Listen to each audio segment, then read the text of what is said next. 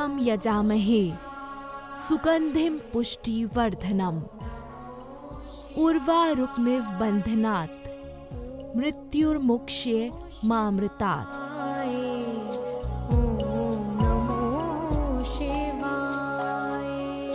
अनेक स्वरूपों और गुणों के भंडार देवादिदेव महादेव भगवान शंकर, जिनके दर्शन मात्र से ही व्यक्ति मोक्ष को प्राप्त हो जाता है। ओम नमो शिवाय। देश भर में शिव के 12 ज्योतिर्लिंगों की महिमा अपरंपार है, जहां भगवान साक्षात शिवलिंग के रूप में विद्यमान है।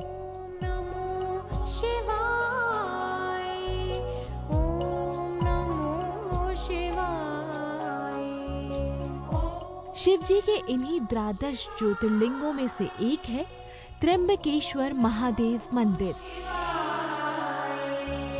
ओम नमो शिवाय। ओम नमो शिवाय। नासिक में गोदावरी नदी के किनारे बसे त्र्यंबकेश्वर ज्योतिर्लिंग में ब्रह्मा, विष्णु और महेश साक्षात विराजमान है, और यही इस ज्योतिर्लिंग की सबसे बड़ी विशेषता है।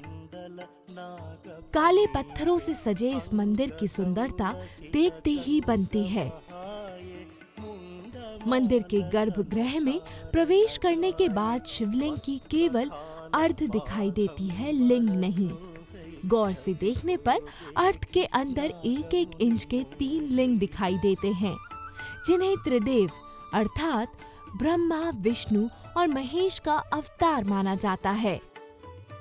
शिव महापुराण के अनुसार पितृदोष के निवारण के लिए की जाने वाली त्रिपिंडी पूजा के लिए भी इस मंदिर को सर्वश्रेष्ठ माना गया है। व्यक्ति को पितृ ऋण और देव ऋण, इनसे हमेशा मुक्त होने के लिए पितृ पूजा और देव पूजा अवश्य करनी चाहिए। और पितृ ऋण की मुक्ति के लिए पिंडदान का बहुत बड़ा महत्व है। वैसे तो भारत में बहुत ऐसी जगह हैं जहां पिंडदान किया जा सकता है, लेकिन त्र्यंबकेश्वर महादेव में अगर पिंडदान किया जाता है तो ना केवल मृतक आत्मा को या पितृ आत्मा को मोक्ष और शांति मिलती है, बल्कि वो जन्म मरण के आने जाने के इस आवागमन से भी छूटकर मोक्ष को प्राप्त होता है।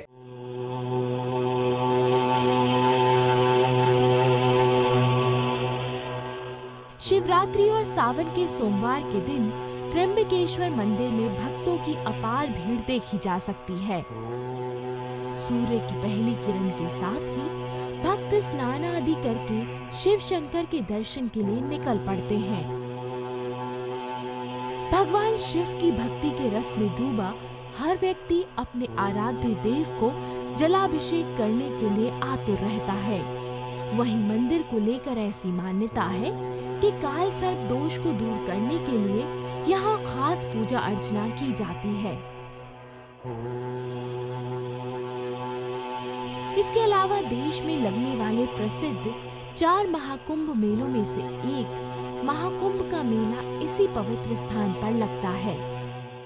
काल सर्प दोष की मुख्य पूजा नासिक में त्र्यंबकेश्वर महादेव में ही होती है, और यहाँ के बारे में इतनी मान्यता है कि अगर किसी व्यक्ति की जन्म पत्रिका में काल सर्प नामक दोष हो, काल सर्प दोष होता है राहु और केतु के मध्य जब सारे ग्रह आ जाते हैं तो राहु मुख कहलाता है और केतु पूंछ कहलाती है, तो व्यक्ति के जीवन में अति परिश्रम के बाद भी उसे पारितोषिक नहीं मिलता, वो मानसिक रूप से कमज़ोर हो जाता है, कभी कभी असाध्य रोग उसे घेर लेते हैं और व्यक्ति के जीवन में अनावश्यक चिंताएं और भय का वातावरण बना रहता है। वो व्यक्ति अपने जीवन में जहाँ भी जाता है उसे अपमानित होना पड़ता है, और इस श्राप की वजह से, ये पूर्व जन्म के श्राप की वजह से काल सर्प दोष जो बनता है, इसकी मुक्ति के लिए सबसे उत्तम स्थान, सबसे प्रसिद्ध स्थान और इस दोष की मोक्ष के लिए सबसे बड़ा स्थान त्र्यंबकेश्वर महादेव ही माना गया है। माना जाता है कि इस प्राचीन मंदिर का पुनः निर्माण तीसरे पेशवा बालाजी यानी नाना साहेब पेशवा ने करवाया था। 3 नेत्रों वाले भगवान रुद्र के इस मंदिर में विराजमान होने की वजह से ही इस जगह को त्र्यंबकेश्वर कहा जाने लगा। पुराणों में त्र्यंबकेश्वर ज्योतिर्लिंग की कथा महर्षि गौतम के साथ जुड़ी है।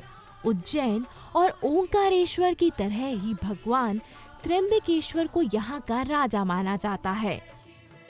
यही वजह है कि हर सोमवार के दिन यहाँ भगवान भोलेनाथ की धूमधाम से सवारी निकाली जाती है।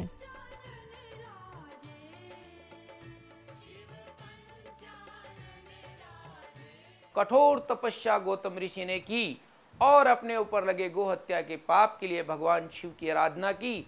भगवान शिव प्रसन्न हुए और प्रकट हुए और गौतम ऋषि को साक्षात दर्शन करके दे के पूछा, हे ऋषि, आपने ये जो तप किया है इससे मैं प्रसन्न हुआ हूँ, आप बताइए क्या मांगते हैं। ऋषि गौतम ने कहा, हे भगवान शिव, मेरे पे गोहत्या का दोष लगा है, आप मुझे उससे मुक्त कीजिए और हे महादेव, आप इसी स्थान पर विराजमान हो जाइए और आपके दर्शन, आपके आशीर्वाद से इस स्थान पे आने वाले सभी लोगों का कल्याण हो। भगवान आशुतोष के उदार हृदय की महिमा का बखान करते ये ज्योतिर्लिंग शिव भक्तों के सभी पापों का नाश करने में सक्षम है। सर्वशक्तिमान और कल्याणकारी त्र्यंबकेश्वर ज्योतिर्लिंग इसी आस्था का प्रतीक है।